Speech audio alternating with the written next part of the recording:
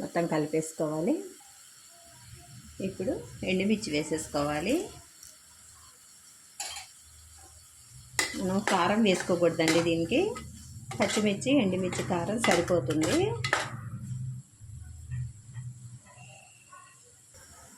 కొద్దిగా ధనియా పౌడర్ వేసుకోవాలి.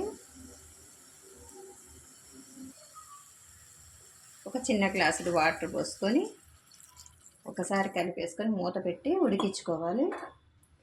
సొరకాయ బఠానీ అన్నది మంచిగా కలిసి ఉడికినప్పుడు ఆ టేస్ట్ వేరే లెవెల్లో ఉంటుందండి. మూత పెట్టి ఉడికించుకోవాలి.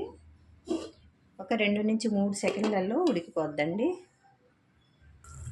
ఇందులోనికి 1 స్పూనుడు శనగపిండి తీసుకొని వాటర్లో కలుపుకొని ఉండలు లేకుండా చేసుకొని కర్రీలో వేసేసుకోవాలి.